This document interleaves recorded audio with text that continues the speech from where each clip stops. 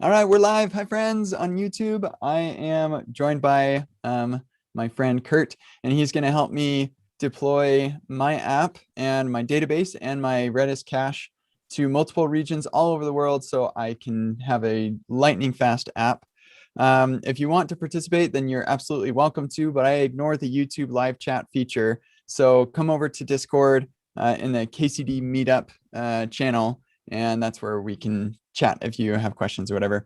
Yeah, we don't have a ton of time. And so let me go ahead and share my screen and we can get going on this. Okay, so I'm logged into my Fly dashboard. I've got 4 things. The Discord bot is hosted here, but we're going to take, and we don't need that to be in multiple regions. I only want one Discord bot logged in at once. But yeah, we have these 3. This is my Postgres database, my Redis cache, and my my app, which I didn't think to name anything useful. So and then I've got my app right here. I just realized that I don't remember if I have my .env file open. So I'm going to stop sharing my screen really quick to make sure that I close that, so that I don't reveal all my secrets. Database passwords. Yeah, I'm thinking there's a 50% chance that I will inadvertently reveal my secrets, but this is my .env example file. So that's committed to source, so we don't have anything to worry about there. Okay, Kurt, so I think probably the best thing to start would probably be my app, the Node app, right? Yeah, I think so. You have a Redis going already? Yep.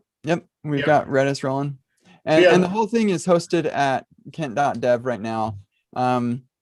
Yeah, so this is grabbing the currently logged in user for Postgres.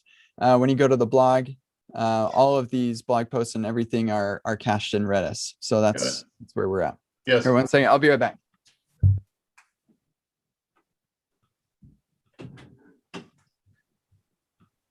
I left my door open because my family was away, but they got back, and so closing the door so they don't see it as how mine is. Surprised no one's knocked yet. It might be worth adding a region to your, this is running, so it might actually be worth adding a region to your Postgres. Okay. And then also one to your Redis. The basic process for doing this is that it's like you have to do it app by app right now, but you basically have to pick where you want it to run. You have to set the database up to run there. You have to set the Redis up to run there. And then you have to teach your app how to connect to either one. Okay. So we can start with the app. It's fine to actually start with the logic in the app. It's probably pretty simple, or it's hopefully pretty simple. I haven't done this in Node yet, so we're going to be doing some URL rewriting. Okay. But for testing, I'm fine with whatever's easiest, and it's also good to know that this is currently not production. This is still cool development sort of environment. So yeah, I have Google shouldn't be sending anybody here or anything like that. And when somebody wants to log in or create an account, I'm very explicit in the fact that any and all of your data will be lost when I actually deploy this to prod. So yeah, it won't be any surprise if we just blow away everything on accident. Oh, cool. Yeah. Cool. Let's start with the app. I changed my mind. We just crack open the code there. I think it's Prisma that handles all the database interactions, right? That's right. Yeah. So I just have the URL to my environment variable for the database URL. And then I have my Prisma file here where I just say create a new Prisma client. That's it. I don't have to do anything special. Then I just have some stuff in here to warn me if I'm on local development hitting a production database. Yeah. So what we need to do with Prisma, there's the 2 things. We need to tell it which database region to connect to when it's running in production. Okay. And so what I normally do is I open the Fly config file first, and I set an environment variable called primary region. So fly.toml, I don't know if you haven't, I would just add a primary _ region there of wherever your database is currently running. Okay. Let me grab, let's see. So that would be the environment variable for database URL, right? Yes. Okay. And but that has my password in it and stuff too. What Do I need the whole Oh, URL? no. Sorry, just the region code. So what if your database is running in? I didn't look Oh, ahead I'm of in time. Dallas Okay, for so all of just these. DFW then. Okay. Because all we're doing is telling your app basically where in the world to handle writes, and Okay. then we have to tell Prisma where to connect to, and then we have to catch the Postgres read-only exception that happens when you try and write to one of these far-flung databases. And then Okay. we tell Fly, hey, redo this request back in Dallas is all that's really going to happen here. Okay. And So so, go say ahead. there's somebody in China tries to make a write. By default, because we're the way we have things configured, it's going to try and write to the primary region, and that will fail. Is that? If you have someone in China and you have like a region, if you have a database replica set up in Hong Kong, what will happen is the request will go to your Hong Kong app server. That app server will try and do a write to the Hong Kong database, but the Hong Kong database is read only. So it'll tell the app that.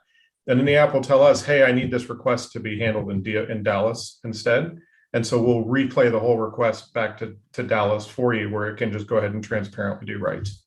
I see. So my app code won't. You mentioned that I have to handle the write failure. So let's just keep going. It'll make more sense, I'm sure. Yeah, so we need to tell Prisma to connect to its regional database, and then we need to catch the read-only exception, which is I don't know how to do this in Node, so we're going to be some furious Googling here. Yeah, to sure. figure out That's what all right. messages we're getting. I have some Ruby code that we could reference to, right? Yes. Okay. So So yeah. So how do I tell Prisma to connect to the right region? Okay. So right now, I'm trying to just see what you did on the code here. Sorry, I'm not sure which file is best to open. Yeah. How do you run logic against the Prisma? So this is a Prisma file. Like, how do you tell it to get like a database URL from a function? Do you know? Yeah. So there's no way in the schema, but I wonder if there's a way when I create a new Prisma client. So let me see. Oh, that would make sense. Let's see our options arg. I found docs. Look at that. You are correct. You can pass data sources DB in the URL to the Prisma client when you create it. Okay. Yeah. All right. That makes sense. So yeah. So what we want to do above this is basically and then this would be the whatever your variable here is going to be. So like right above the Prisma constant, what I would do is I would type constant like primary DB equals the probably, environment variable. Yeah, I would probably do new URL on the environment variable because we actually want to get the parsed version of that so we can change it. Oh, okay. Well, so right now here, let me get rid of that. The primary region is just Dallas Fort Worth. Do we like combine that with the URL to have it go to the right? Yeah, so what we're going to do here is we're going to check both. There's a primary region that you've created, and there's a fly region that we set, depending on where it's running. So what we're going to do is we're going to check to see if those are the same, and then connect you to the writable one. And if they're not the same, we're going to connect you to the regional replica that's in the fly region. Got it. Okay, so you're going to populate a environment variable that's like the fly region or something. Yep. And so this you'll have your database URL environment variable already, which is exactly what to start with because your app is it knows what the database URL is right now. It's already set in the environment, right? Yeah. Here, I've got a utility for required. Let's see. Yeah, required server and var. That way it throws an error if it's not. Oh, cool. Yeah. Stuff. So let me just grab that, and this will be our database. Yep. I got to spell it right. It doesn't work otherwise. That would be a fun thing to do. Spelling correct environment variable names. Yeah. Well, that's part of, man, I don't know why I'm having such a hard time with this. It's part of why I have this utilities because I sometimes typo things. So. Yes.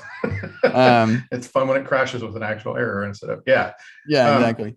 And so then what we're going to do in the next line is we're going to parse that URL into parts so we can start changing it depending on the environment. Okay. And then, okay. You know what? That it might be better to make that a let, like instead of the primary We DB, can make it assign let that. like our DB or something like that. Yeah, make it something that we Oops. can modify. Yeah. Or regional. Yeah, something like that. Yeah, perfect. And then what you want to do here is you want to do an if. So you want to if and then compare your primary region to fly_region. Okay. So, and those are both environment variables. Yes. All right. Got it. So primary region and our fly region. Correct. Got it. And fly region is populated just by default. Yeah, that's available in all running apps on Fly. Okay, cool. So if those are different, actually, we want to do something special here. Okay. And then, so what we want to do here is you can type regional db.port, because what we have on the Fly database is port 5432 is a proxy that always makes it writable. What you want to do is you want to set this port to 5433. So that's the read replica port, because we know we're in a read replica region. There you go. This is good practice because we can make an npm for this, I think, for Express, and probably for Prisma, that just magics. We have a Ruby gem you can just add to a Rails project that makes all this work, which surprised me the first time it happened. I was like, wow, I didn't expect that to work that well. Well, cool. Yeah. I'd love to get some love for us Node folks. Yes, no, we're working on it. There are a lot of Node folks. Yeah, why is it not liking that? It's probably because it's not used. Oh, no, capital B. There you go. Yep, you got it. No, it's not happy with. I don't know why ports are always strings, but they are. I guess you could probably name them. That'd be silly. Yeah. So yeah. So okay. So now and then outside the conditional, we want to change regional db dot host. There we go. Oh wow, something did something there. Is that right? Yeah, this is GitHub Copilot. Is that right? Not quite. That's interestingly close though. Yeah, actually a little creeped out. GitHub Copilot is just like, wow, how did you get so close? That's amazing. Put primary region. It is this primary region dot, like flip the order of those and put a dot between them, and it will be correct. I hope Copilot's listening and I'll do it right next time. Yeah. I assume that's how that works. Yeah. And then down in your data sources, you want to put regional db.toString now. So what we've done is we've just taken the environment variable URL, we've picked it apart, we've changed the two things we need to change. Now we're just handing Prisma the newly, const is good again. I misunderstood what I was doing there. Yeah, you're good. This is complaining because, I already got one. Where is it? Oh, I put it, yeah, we can get rid of that now. I didn't have that utility at the time. Cool. Okay, and this is complaining because that's interesting. Hang on, I have this page up, I think. Oh, what you need is db and then a hash with the URL key in it for this. Oh, yep. That makes sense.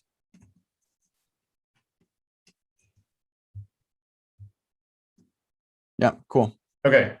So in theory, if you deploy this, it should continue. Your app should just work the way it is right now. Okay, cool. I actually, let me turn off. Actually, you know what? I don't have to go through the whole CI pipeline. I'll just deploy it locally. So we can also just stub out the remaining, like we can keep stubbing stuff out too, and then try it. If I'm fine with that. Just do as much code as we can at once. And then do you know if, I don't know where you live. Are you close to Dallas? No, I'm in Utah. Oh, okay. I think Dallas is my closest though. I got it. So now we have to figure out what Postgres on Prisma says when it gets this read-only exception that the database generates. And then figure out where to catch this. Yes. So I don't know, is this an Express server also? Yeah. Okay. So like sort of what handles the HTTP request? Is it Express doing the HTTP request? So ultimately it's Express. Right now I'm using Remix. They have a Remix server that is based on Express. And I've been holding off on just switching to full on Express myself, just because it's nice to use their thing. Yes. But yeah, if we have to break out into Express to catch errors or something, then that's what we've got to do. I'm due to play with Remix more. So the trick here is when an HTTP request happens, wherever you would handle global errors, so wherever you would catch like a 500 and do like a Sentry report or however that works in your app, is where we kind of want to work right now. Okay, so here is probably where that's going to happen. Yeah, so by the time we get, shoot, I can't remember if we, yeah, I'm pretty sure by this point they've already tried to call all of the loaders and actions, which is where we're interacting with Prisma. And our response status code here would probably be 500 or something like that. And so we could handle that here. I wonder though if there's a global way to handle errors with Prisma, to just say, hey, Prisma, anytime you experience an error, call this function. Would that be a good place to do this? If Prisma is the we could only find thing talking something in the database, yeah, that would work well. Yeah, it's as long as we can change the response that goes back from the app, it's a good place to catch it. Okay, so so we don't want to catch, like, Prisma experienced an error, we catch it, and then we say, hey, Prisma, try this instead. Instead, what you want is the error, or the app experienced some sort of error before we send the response. Let's try this again with like new configuration. Yes.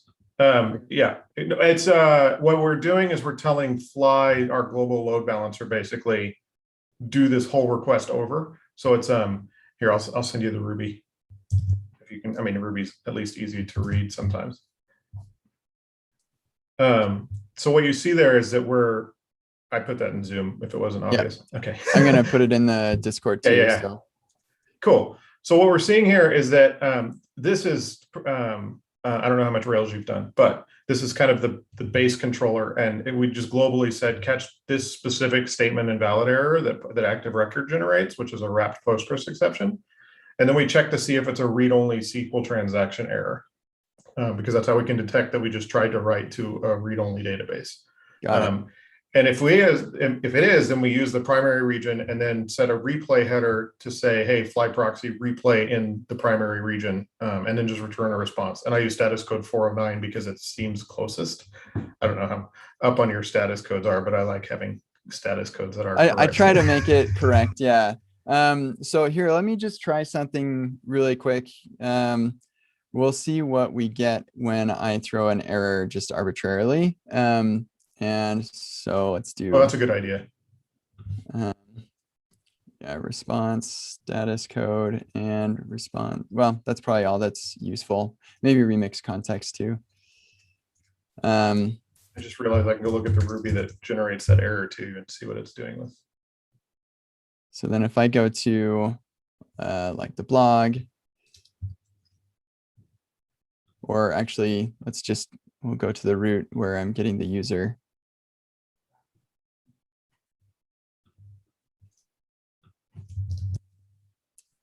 Okay, yeah, right here. So if get user were to instead throw a new error of, oh no,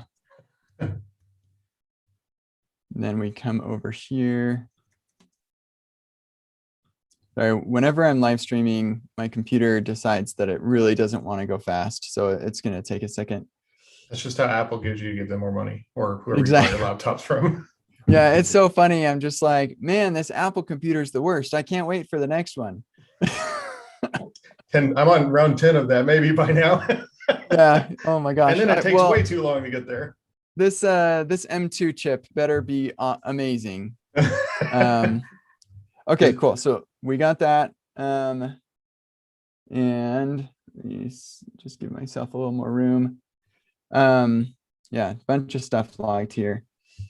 So the status code is 500 because it's just an unhandled error. That makes sense. Oh no. Oh, okay. Yeah, and then just a bunch of stuff from Remix that we probably don't really need, I'm guessing. Yeah, I think the message is going to be the right thing here. Can you make it, can you like change your database URL locally and then try it and see what it does for you? Yeah, let's do that. So if we go here over here, and I'll just change it to have like the wrong password or something. And then I think we need to restart because it won't restart for that.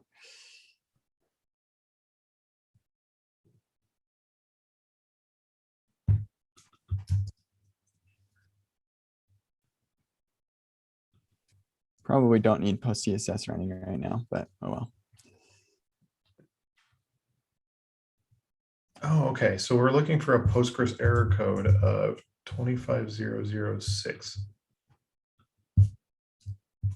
Here, this is, I mean, if you're using Postgres, this is interesting stuff. So we can pop that in the, just more links if you'd like to share them. Cool. Thank you.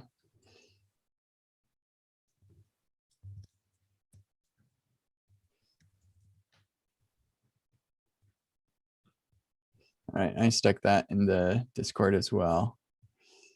Okay, cool. So this time, oh, we got a 200. That's unexpected. With hold Some on. magic. It is, that's weird, because I changed the database URL to be to have the wrong password. It is local though, so maybe it's I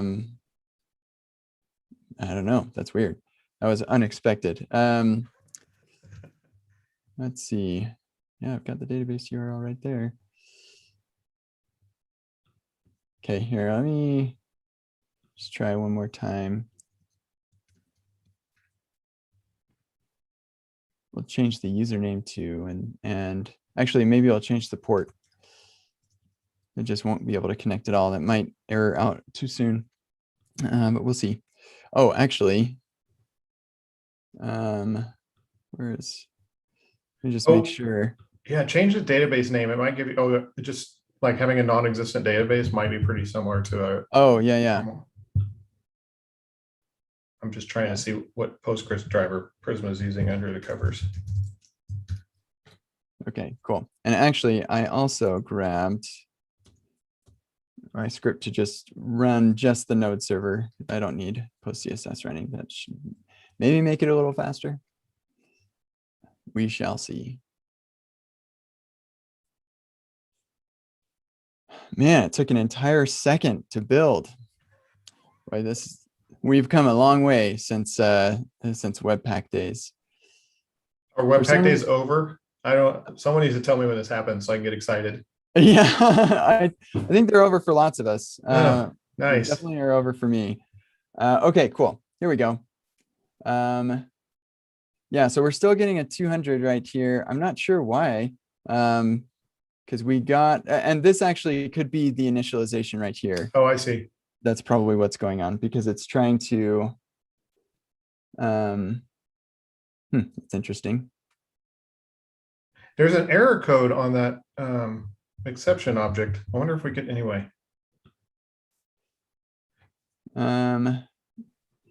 Yeah. Well, this is the kind of error that Prisma throws, I guess. Oh, that's one of their specific ones. Yeah, but I feel like we'd probably be better off. You know what? We could get a failure right. Yeah, we could get a failure right if I just change the code to write something that doesn't exist or whatever. Or yeah, bad query or something. I think. Yeah, bad query. Yep. Let's do that. It's gonna take 40% of our time is just finding this one error. Yeah. Because we haven't written you a package yet. Yeah. Okay. So probably the easiest thing would be on the me page, and that's when I update the user. So if we say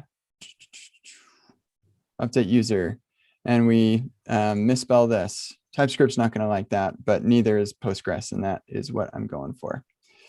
Let's try this once more with the correct database URL and everything.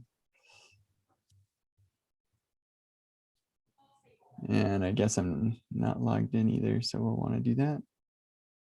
Mhm. And for some reason, my first request always takes a long time. I think I've got a couple of interesting things. I have FFmpeg running in WASM. I think that takes a while to get spun up or something. That's pretty So, intense. yeah, it's kind of wild. It's really cool. Okay. So we'll email the login link, but it doesn't actually email because I have that mocked out. So we just grab that, which is pretty fun, except it doesn't work. Oh, actually, that may have resulted in an error. No, that's weird. Huh, that's highly unusual. Let me just try one more time.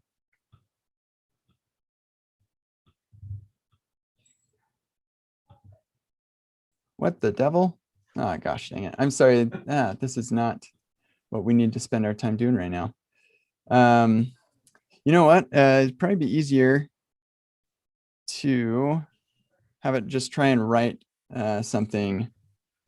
Um, if we just deploy it to a place that we can hit, we can probably figure this out just while it's running in fake production. That might be Okay. the fastest possible option here. Assuming Yeah. the logs have like the full error that happens. Yeah. Okay. Let me just make sure that we've changed what we thought we changed. I'll go ahead and leave that log in place. And okay, cool. I think we're good. So let's fly deploy this sucker.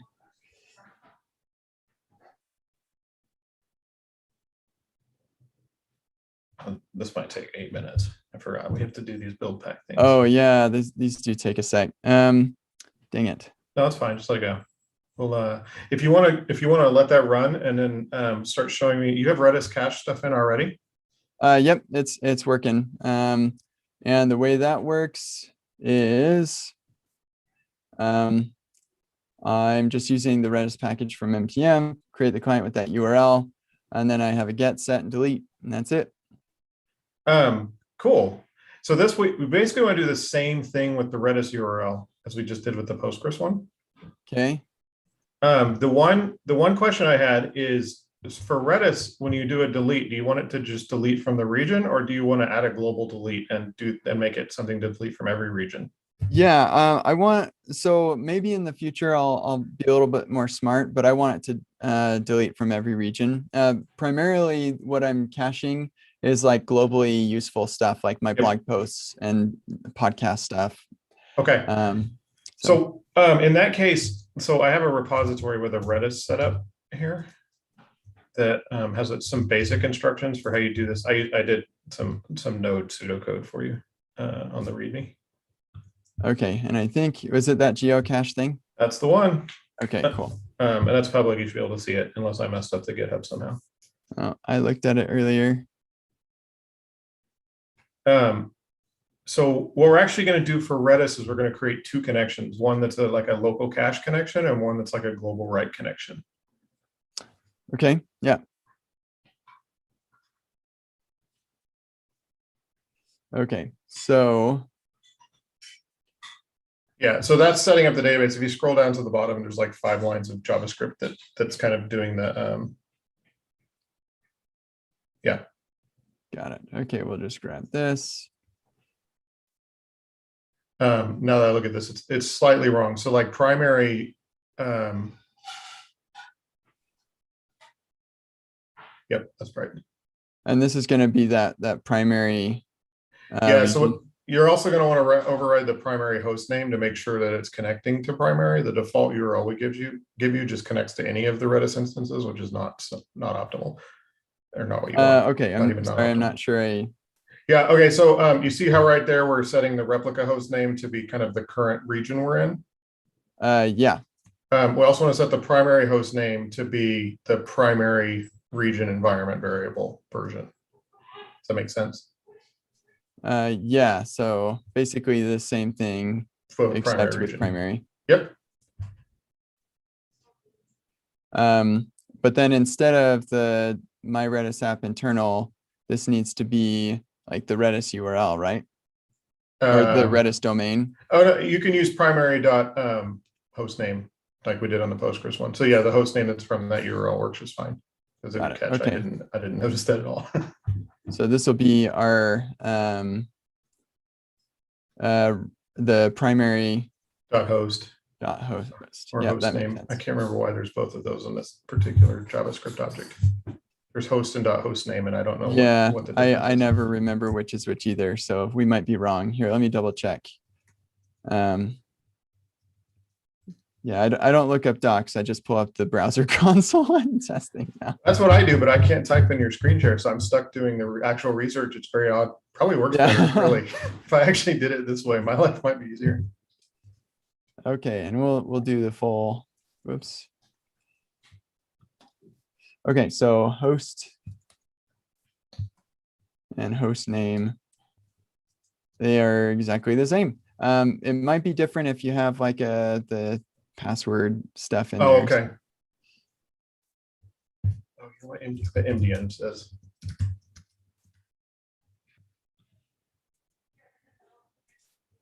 No, that's weird. Oh, okay. Host includes the port. Host name does not. Okay, so we we want to want use host. We actually, as long as it's consistent, this should work. So as long as it's setting.host. Okay, we want basically replica.host and primary.host to match on both sides of those assigned. Does that make sense?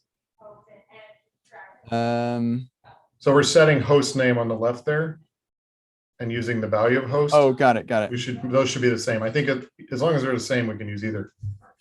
Yeah, that makes sense. Okay, so I just realized I have primary region. I'm passing that as a new URL, but that can't be right? Because that's Dallas Fort Worth. So that actually works, believe it or not. No way, really? Oh, no, primary region. No, primary region. I see what you're saying. So that needs to be Redis URL again. Okay, yeah. Okay, sorry. That You can makes sense. actually pass that primary variable to URL and it works, which always kind of weirds me out. It makes a clone of it, basically. Oh, yeah. Okay. Well, we'll just do this. Yes. Okay, so that then toString is just where you would use that and create right client here. there. Yeah, and you're going to want to create two clients. So Okay. we're going to want client and maybe like a global client or something. Yeah. So like primary and replica clients. Yeah, that works. Works well. Okay. And I don't need it, the rest of this stuff, I think. Correct. Okay. You don't need that toString right above that either. Yep. Okay, very good. And then what I would do, so the really interesting thing about Redis is it lets you write to replicas, but that write only applies to replicas. So when you use Redis as a cache, the way that usually makes sense is to actually do all your sets to the replica because that populates the regional cache, and then write and then do all your deletes to the primary, because what I'll do is delete that key everywhere when it needs to be expired. And then go ahead. We should get from the replica as well. Get from the replica as well, yes. Yeah, that makes sense. And then we probably want to handle errors for both, right? Yes.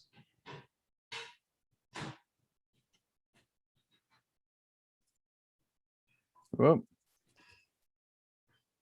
Okay. And then also, since I don't know how clever you want to get here. One interesting thing to do with deletes also to make things fast, assuming deletes need to be fast, is you can delete from the primary and don't wait. So basically like just let it run async, and then delete from the replica and await that one. Make that the promise resolution. Okay. Because then the local thing will see the change immediately, while it might take a little longer to do the write to the other Redis. Okay, so this can be just like a fire and forget, and this can be. Correct. Yep. Now that's hard because if it errors, it's going to be difficult to debug, but this is like kind of the optimal way to use Redis with this kind of setup.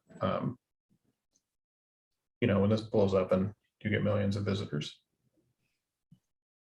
Primary delete error. Yeah, that's perfect. Yeah.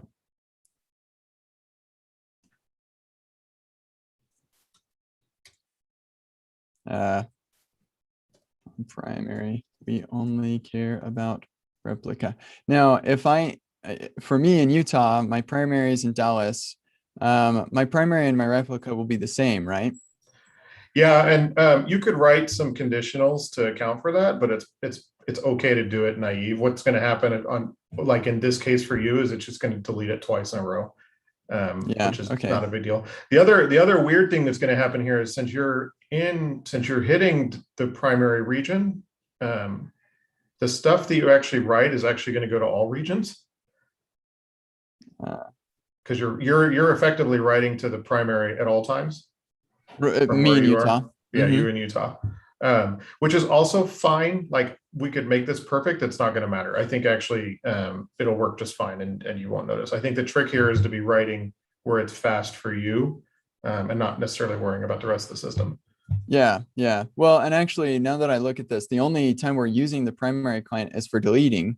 And so this is the only situation where I need to care about whether the primary is the same as the replica.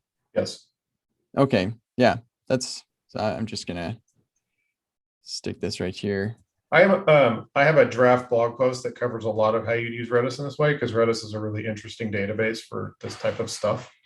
So that's something I'll make sure I write about when it comes out, and I'll show you. Cool. All right, sweet. You can actually get really, it's not exactly how I do it, but you can actually get really clever with Redis and start pushing to lists and then subscribe to the lists in the regions and do things like stream to Websockets from it, from the replicas. Ooh. Yeah, it's a very interesting setup once you have it in. So like multi-region WebSocket deployment through Redis. That's, yeah. Huh. I don't know a lot about WebSockets, but all that I've ever heard is they're really hard to scale. They are, because the database is hard to scale. We've been using a tool called Nats that what it does is it lets you basically create like a mesh cluster between all your app processes and publish between all of them in a way that's not going through a central region. And so it basically can handle a tremendous amount of capacity without any issues.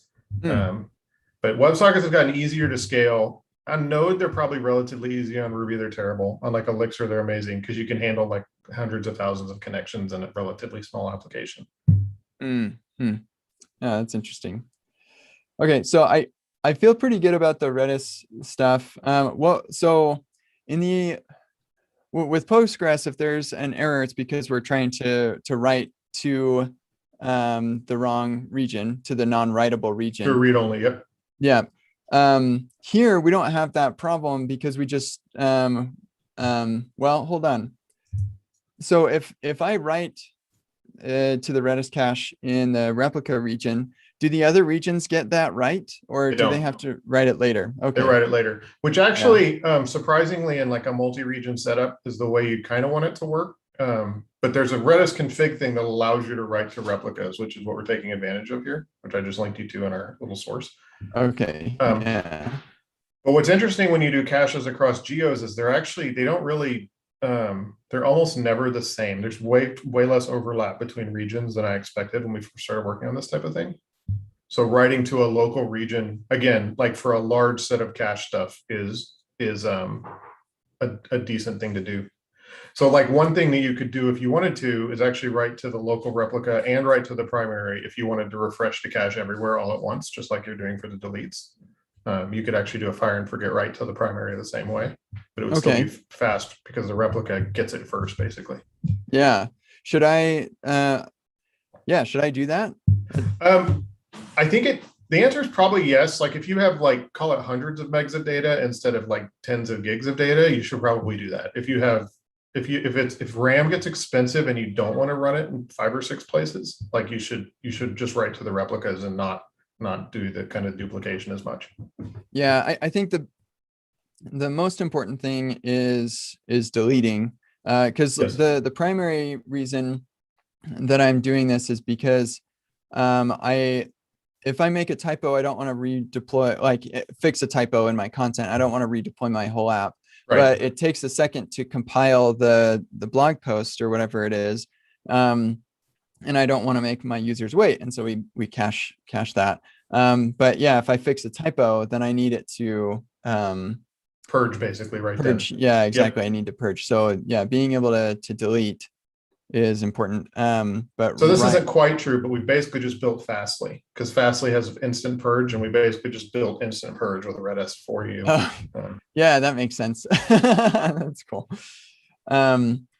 Yeah, well, so I guess how would I make sure that I am purging from all replicas? So if anything you write to the primary will replicate. So if you run a delete on the primary, it will purge everywhere. It will basically replicate. Do I configure that, or how does that work? No, it's using Redis's native replication. So that the source app that I showed you, what we do first is we set up the primary region that becomes kind of the primary database, and then all other regions replicate from that. And so any change you write to the primary database.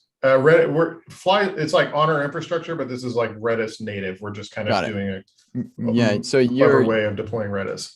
Got it. Okay. So sorry, I know that you've just got a second. Looks like the deploy failed for stupid reasons. Man, I hate it when stuff like this happens. Oh my, npm. Yeah. Are you running the latest version of Fly, by the way? You know what what it is? Oh, I think I am. What it is I forgot to include my remix token. Dang it. Okay. I've got at least 10 more minutes, so okay, we can wait through that. I'm happy to pick this up later too, or yeah, we may have to. But let me just grab this. And I'm gonna do it over here so I don't share my token. Okay, so then my token.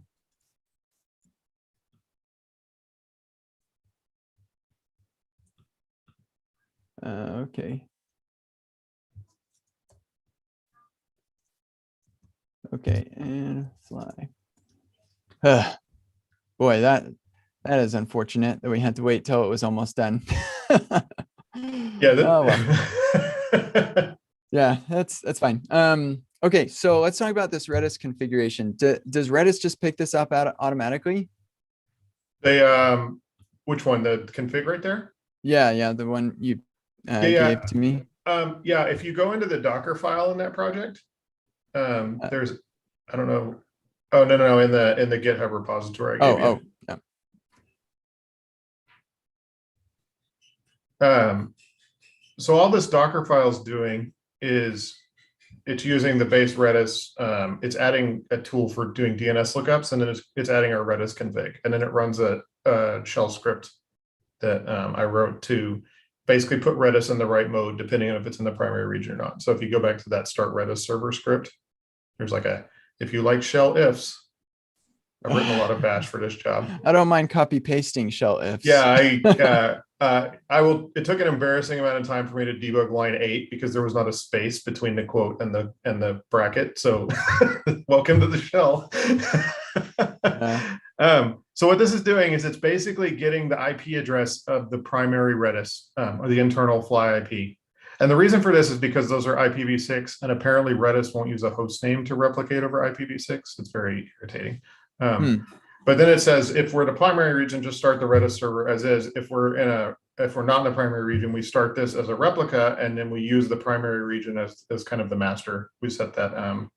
We write on line 21. We're actually writing the replica of primary IP into the Redis config. Oh, got it. Okay, so that ends up just being attached at the bottom here. Yeah, that makes sense. Exactly. Okay. Okay, so the trick is, where did I think I've got a GitHub repo of my Redis stuff that I deployed. So right now I deployed a really basic thing, and I'm pretty sure I put that on GitHub. So you could actually deploy this over yours if you don't care about the data on Redis right now. I don't. Yeah, we can blow it all away. Yeah. Yeah, so this is mine. So could I just fork yours and deploy it? Yeah, that's exactly. You just clone mine even locally and deploy it straight to your app name. The only thing is you'll want to make sure the volumes name the same, or tweak the config to use your volume name. Okay, and I'm not sure what that means, but Did you create a disk when you deployed your Redis on Fly before? Do you remember, like did you do fly volume create? Do you remember? I did what was in the instructions here. I don't remember doing anything with. Oh, there we go. Persisting. There it is. Oh no, it's the same volume name. Yeah. So it's all okay. set. So that works out.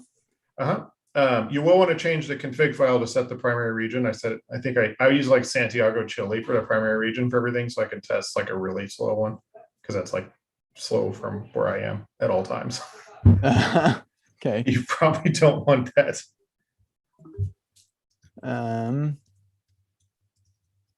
Okay.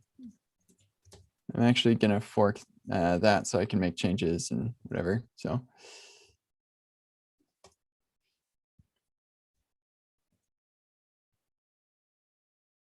But yeah, the trick so when you want to, for both Postgres and Redis, when you start adding replica regions, what you end up doing is you create a disk in the place you want the replica to be on both apps. So if you scroll down in the README there, it'll kind of show you the command to create a volume in Chicago. Okay. It's like number 7 there. And so the trick to scaling is you create the volumes where you want, and then you scale the count up to the number of volumes that you have. Okay, yeah, that makes and the volumes is just like the regions, the number of regions. Yeah, the volumes is actually creating a persistent disk in a specific region for you. And then the count is how many of these you're allowed to run. And so you're going to want to run one per volume, basically. The UX for this stuff is like, I hate that you have to scale each database and your app this way. Right now, you kind of have to do all this by hand. We'd like to make it slightly more, a much better UX. Usually people want to put apps and databases in the same place. And it would sort of make sense to make that easy. Okay, so here I need to set the name to be the same one as my as the like name of the Redis deployment I already have. Okay. Which I've forgotten. I think or at least I've forgotten how to set the name, and you can tell me. Oh, app equals at the very top there. Okay. And I think it is KCD Redis. I can't rename a deploy, like a fly deploy, can I? You can't, no. You end up having to make a new app. Bummer, because I want to rename my site one, but I've got my domain URL set and all that. Yes. Yeah. But I'll probably do it when I go to deploy to prod, because I'm going to need to update the domain to the right thing anyway. That makes sense. Okay, so just fly deploy. I don't need to change any. Change the environment to primary region to DFW also. Yeah. Okay. Other than that, everything should work okay. Yes. Okay. Now it stresses me out because I wrote all this. So if this is bad, it's my fault. Yeah. Okay, and let's see.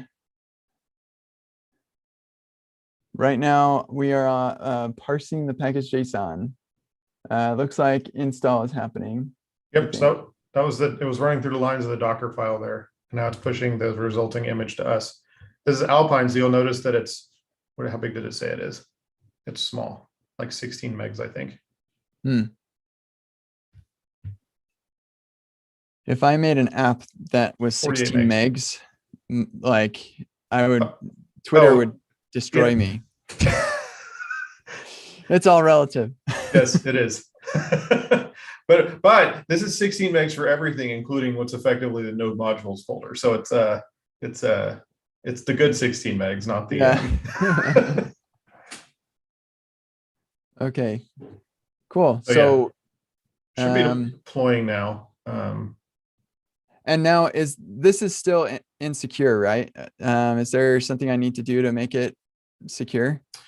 Oh, if you set a Redis password before for your previous one? I can't remember. Let me see.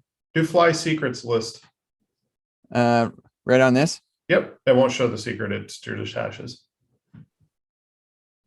Yes. Yeah, perfect. So it's using the same password. So it's secure. It's also only listening within the private network. You can't connect to this Redis from the internet, which is secure, but a pain when you're developing. We have a Oh, command. well, so what I have in my Redis URL is redis://password at kcd_redis.fly.dev, port 10,000.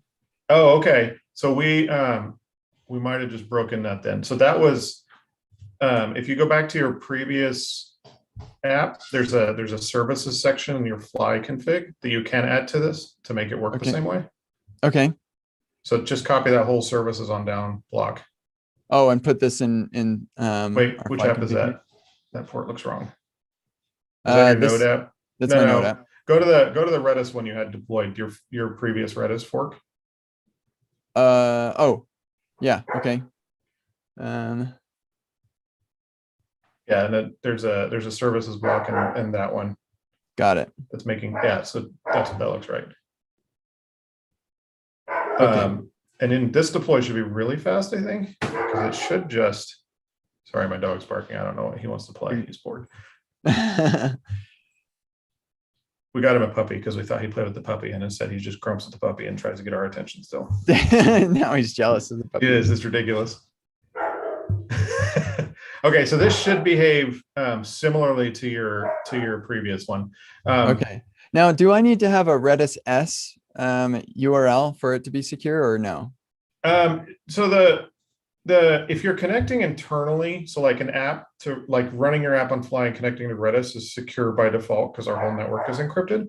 If you're connecting externally, you do need to do that to make it encrypted. But I would probably just not.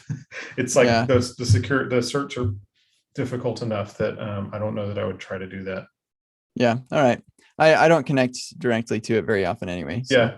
Well, we have a command coming called, it's like fly proxy that'll let you take the internal port and make it available on your local computer without having to do all the WireGuard setup. So you'll at least be able to run that and connect because that is a common pain in the butt. We're trying to like be secure and also not a terrible UX, which is the two worst like competing priorities of all time. Yeah. Yeah. Cool. Okay. So my app deploy is still going. I think we're still on the installation step, the NPM stuff, getting a bunch of NPM deprecation warnings. I hate those. Those are the worst. Here's how you deprecate a package. You release a major version and then you deprecate that. Because if people are using the old thing and it's still working, I don't care. I don't like, it's fine. If I want to install a new version, then yeah, okay, but the only reason that you should deprecate an old package that people are using is if it's bad that they continue to use it. Yeah. So anyway. I think authors sometimes are just like, I don't want to work on this anymore. I need everyone to know. Yeah, exactly. Which is fair. Just publish a new major version that nobody's installing yet. Deprecate that and then move on with your life. And then I don't have to see. And it's actually harmful because it means that I'm missing messages that actually might be important. Oh yeah. Oh yeah. It's almost like the GitHub's things where they're like they do the pull request for security vulnerabilities. I'm like, I get so many of those. I just can't even keep up. Just noise. Yep. Okay. Anyway, I think is there. Yeah, so where we're leaving off, because I know you got to go soon.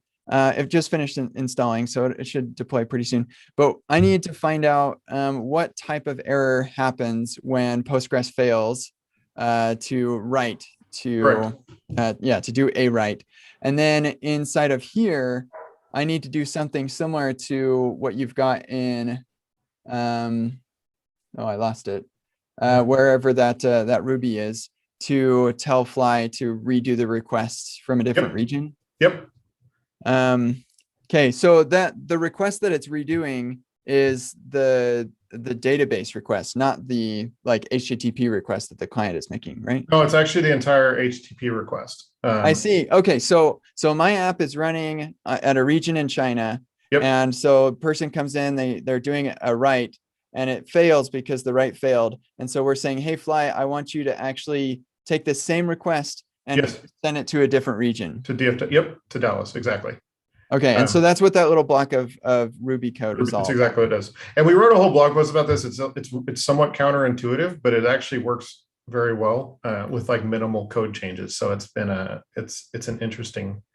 The guy who created Django named Simon it was like, this is the coolest systems hack ever, but it's actually pretty useful. So Very cool. Yeah. So I lost that that Ruby code. I don't know where. first link in the Zoom. Oh, okay. So sorry, I thought that was I thought the Ruby code was in a GitHub repo, but that makes sense. Probably in one also. Anyway, yeah.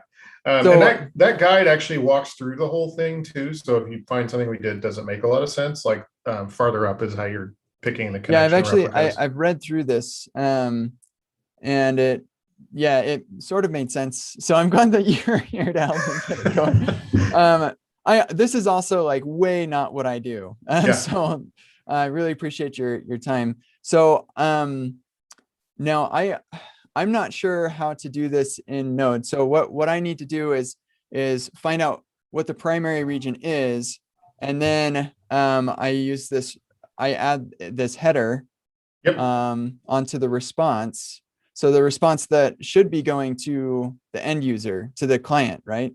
Yeah, it won't get to the client because that's like a response that we consume. Oh, I see. Interesting. So request comes in, Fly routes it to my app. Response comes back, Fly checks it for this header. And if it doesn't have the header, then it just keeps it going. Correct. Cool. And so it's just region equals pound, whatever the region should be. Yep. And then I can just, with everything else, I can just have it render or do whatever I want. It doesn't matter. All that matters is that the header's there. Correct. For when there error, this header needs to be there. Yeah. Yeah. Okay. So you can, do you need to leave right now, or do you have a second? I have like 2 minutes. Okay. So I think I can write some pseudocode for this. So let's see, Postgres failure. Yep.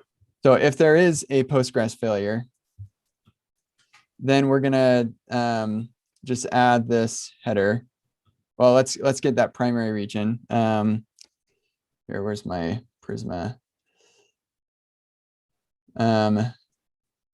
Yeah, so we'll just grab that primary region variable. My gosh. Okay. It would sure be nice if my computer was faster when I was sharing my screen. Okay, so we get our primary region, and then I say response headers dot set, and it was Fly replay. Yep. And then I set it to, well, thank you. Copilot is so funny. It's weirdly close. Yeah, it's amazing. No, you don't. It's actually. You don't need the pound on there. What you need is region equals. The pound right. is how Ruby does that string interpolation. Oh, I see. That makes sense. Okay, so region equals in the primary region. Yep. And then I can just return a new response with whatever. I'll probably do something real there. But then my headers are the response headers. And actually, I think I could probably make this even easier. Rather than setting, I don't care about any of the headers except for this one. Yeah. So I can just set that one by itself. Yep. That's it. Yeah. That'll return a 200. So like I would do an error. I would do a status. So I did 409 because that means like server conflict of some kind. But you can do whatever status code you want there. Yeah, that's fine. And the end user is never going to see the status anyway because this is helpful for local development because you can at least create a response that you'll be able to see saying like my app is doing the thing that Fly proxy will understand. But yeah, otherwise the end user should never see this. Sending Fly replay or response header. There we go. Cool. And so I would just need to know, was there a Postgres failure? If there was, is my region the primary region? If it's not, then send this. Otherwise, there was just an error. It's too bad. Yes, exactly. Is there a way for me to just say, if my region is not the primary region, don't even bother trying to do the write? Would that be a better way to do that? So we experiment with that. And if your app, if you know what does writes with like enough confidence, that'll work fine. What we found is that a lot of people build apps that write in ways that surprise them. It's actually very hard to always know which requests need to make a write to the database and which don't, particularly when it comes to caching. What'll happen a lot of times is if the cache exists, they'll do something. If it doesn't exist, they'll actually fall through and maybe end up doing writes to the database and like a GET request. So for what you're doing, like this is sort of the default, but you can optimize it however you want if you know what writes are. Yeah, if there was a way for me to say, hey, Prisma, anytime you do a write, could you call this function first or something? Yes. Now, what we found is that, and I have a link for this too. We have this example Rails app. What's interesting is it's actually pretty quick to hit an app and then hit this exception and then try it again. So if you go to this fly global rails.fly.dev URL, we have an app running in, so like a primary database in Chile, and then secondaries, and you get Chicago, right? If you click on like NRT, which is Tokyo on the right there,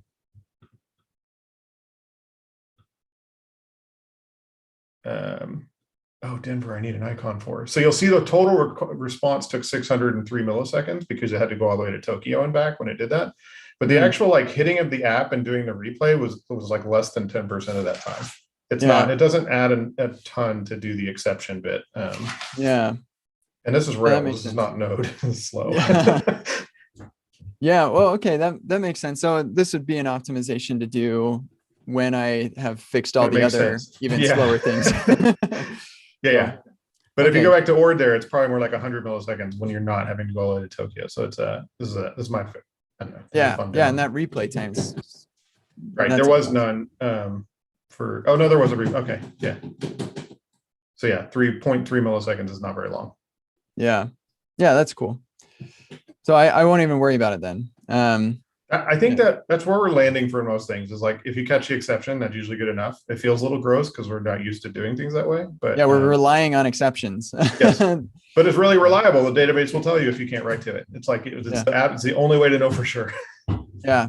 The only stipulation is that you make sure that the one that you hit isn't the one that you're going to re-hit.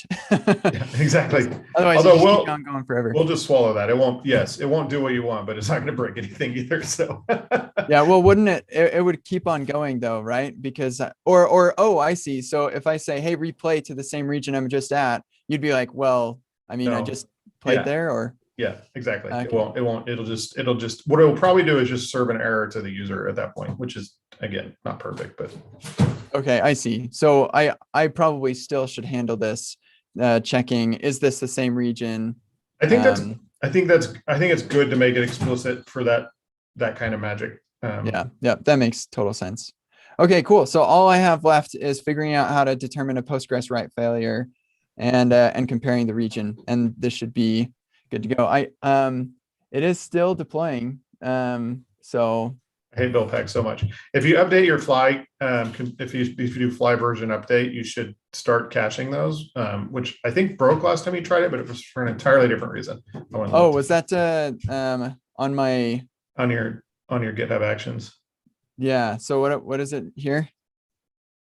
Oh, you don't need to do anything there. If you update your local one, your local fly version, it'll start using cached build pack stuff. So the builds from your local place should be a lot faster. Oh, I see. So when I run the deploy locally, is it actually running all of this code locally, or is it just serving me logs of what Fly is doing? You have Docker running locally? Yeah, I do.